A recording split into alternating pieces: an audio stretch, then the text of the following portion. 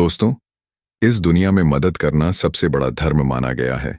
लेकिन क्या आप जानते हैं कि कुछ मदद आपके विनाश का कारण बन सकती है? आचार्य चाणक्य ने कहा था, हर मदद पुण्य नहीं होती। आज हम जानेंगे उन 3 लोगों के बारे में जिनकी मदद करना अपने पैरों पर कुल्हाड़ी मारने जैसा है।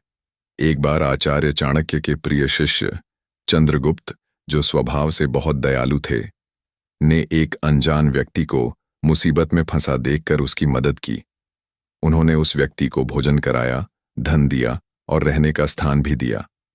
कुछ दिनों बाद उसी व्यक्ति ने चंद्रगुप्त की सारी जमा पूंजी चुरा ली और भाग गया। चंद्रगुप्त दुखी और निराश आचार्य चाणक्य के पास पहुंचे और बोले, गुरुदेव, मैंने तो पुण्य का काम किया था, फिर मेरे साथ ऐसा अनर्थ क्यों हुआ? क्या किसी जरूरतमंद की मदद करना पाप है? आचार्य चाणक्य ने शांत भाव से उत्तर दिया, पुत्र, करुणा और सहायता मनुष्य के सर्वोत्तम गुण हैं, लेकिन बिना विवेक के इन गुणों का उपयोग करना आग में घी डालने जैसा है। हर व्यक्ति मदद का पात्र नहीं होता। जिस तरह विष से भरे पात्र में अमृत डालने से वह विष ही रहता है, उसी तरह गलत व्यक्ति की मदद तुम्हारे लिए विनाश का कारण बन सकती है।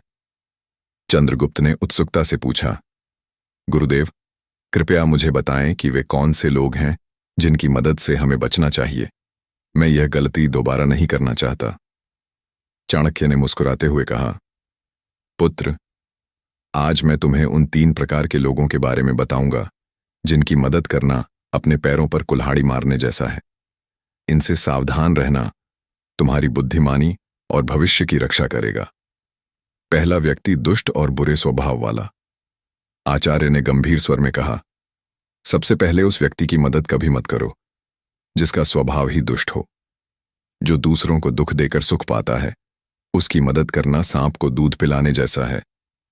वह न केवल तुम्हें हानि पहुंचाएगा बल्कि तुम्हारी मदद का दुरुपयोग भी करेगा। उन्होंने एक कहानी सुनाई। एक बार एक साधु नदी किनारे ध्यान कर रहे थे। उन्होंने देखा कि एक बिच्छू पानी में डूब रहा था। दया से भरे साधु ने उसे बचाने के लिए हाथ बढ़ाया, लेकिन बिच्छू ने डंक मार दिया। साधु ने फिर कोशिश की और बिच्छू ने फिर डंक मारा। पास खड़े एक व्यक्ति ने कहा, महाराज, यह बिच्छू बार बार आपको डंक मार रहा है, फिर भी आप इसे क्यों बचा रहे हैं? साधु ने जवाब दिया, डंक मारना इसका स्वभाव है और बचाना मेरा काम। लेकिन चाणक्य ने चंद्रगुप्त से कहा, यह साधु की भूल थी। चाणक्य नीति कहती है कि दुष्ट स्वभाव वाले की मदद करना मूर्खता है, क्योंकि वह बचकर दूसरों को ही हानि पहुंचाएगा। चाणक्य ने एक और उदाहरण दिया, पुत्र, इतिहास में देखो, जब मगध के एक सेनापति ने अपने शत्रु को क्षमा कर उसकी मदद की, तो उस शत्रु ने मौका पाते ही सेनापति की सेना पर हमला कर दिया। दुष्ट व्यक्ति की मदद ना तो उसका स्वभाव बदलती है, ना ही वह तुम्हारा मित्र बनता है। वह पहले ही अवसर पर तुम्हें नष्ट करने की कोशिश करेगा। ऐसे लोगों को उनके कर्मों के फल भोगने दो। दूसरा व्यक्ति, लालची और एहसान फरामोश। चाणक्य ने दूसरा सिद्धांत समझाया, चंद्रगुप्त, दूसरा व्यक्ति वह है जो बहुत लालची हो और तुम्हारी मदद को भूल जाए। ऐसा इंसान तुम्हारी मदद का इस्तेमाल अपनी तरक्की के लिए करेगा और तुम्हें पीछे छोड़ देगा। उन्होंने एक कहानी सुनाई। एक दयालु व्यापारी ने एक गरीब लेकिन चालाक लड़के को नौकरी दी। उसने उसे अपने व्यापार के सारे गुण सिखाए और उसे अपने परिवार जैसा माना। लेकिन उस लड़के की नजर व्यापारी के धन और व्यापार पर थी। मौका मिलते ही उसने व्यापारी के व्यापारिक रहस्य उसके दुश्मनों को बेच दिए और खुद उस व्यापार का मालिक बन गया। चाणक्य ने कहा, आज के समय में भी ऐसा होता है। लोग अपने सहकर्मियों की मदद करते हैं, लेकिन वही सहकर्मी बाद में उनकी जगह ले लेते हैं। इसीलिए हमेशा देखो कि जिसे तुम मदद दे रहे हो, क्या वह तुम्हारे प्रति वफादार है और तुम्हारी मदद का सम्मान करता है। उन्होंने आगे कहा, जो इंसान तुम्हारी मदद को अपनी हकदारी समझता है, वह तुम्हारा एहसान कभी नहीं मानेगा। वह तुम्हें तब तक महत्व देगा जब तक तुम उसके लिए उपयोगी हो। जिस दिन तुम उसकी जरूरत पूरी नहीं कर पाओगे, वह तुम्हें नुकसान पहुंचाने में नहीं हिचकेगा। तीसरा व्यक्ति, हमेशा शिकायत करने वाला। चाणक्य ने तीसरा सिद्धांत समझाया, पुत्र, उस इंसान की मदद मत करो जो हर समय शिकायत करता हो और हमेशा दुखी रहता हो। ऐसा व्यक्ति तुम्हारी सारी ऊर्जा और खुशी छीन लेगा। उन्होंने एक कहानी सुनाई। एक गांव में दो दोस्त थे।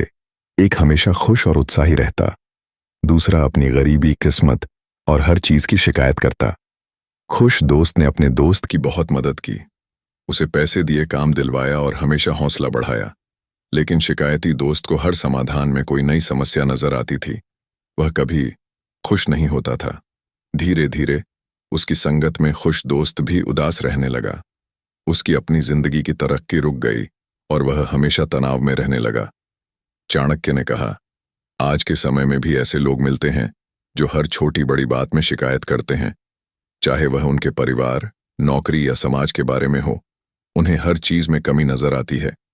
ऐसे लोगों की मदद करने से तुम्हारा समय और ऊर्जा बर्बाद होती है। इनसे दूरी बनाना ही समझदारी है।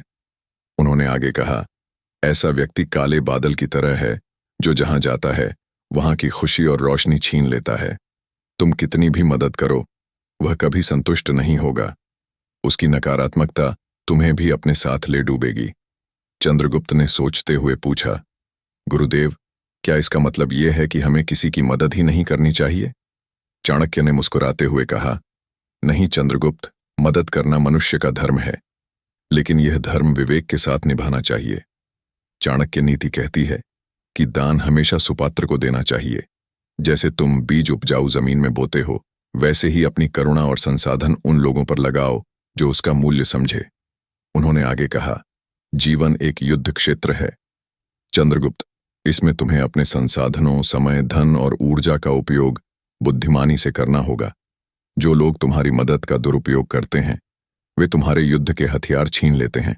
इसलिए स्वयं की रक्षा करना तुम्हारा पहला कर्तव्य है। चंद्रगुप्त ने सिर झुकाकर कहा, गुरुदेव, आज मैंने सीखा कि करुणा और विवेक एक ही सिक्के के दो पहलू हैं।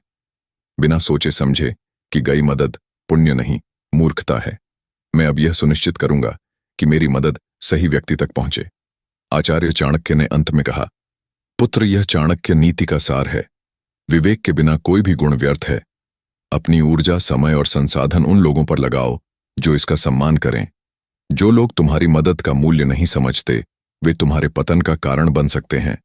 अगर यह वीडियो आपको प्रेरणादायक और महत्वपूर्ण लगा हो तो इसे लाइक, शेयर और कमेंट जरूर करें। क्या आपने अपने जीवन में ऐसे लोगों का सामना किया है जिनकी मदद करने से आपको नुकसान हुआ? अपने अनुभव नीचे कमेंट में साझा करें। साथ ही चाणक्य नीति के और सिद्धांत जानने के लिए हमारे चैनल को सब्सक्राइब करें और बेल आइकन दबाना ना भूलें।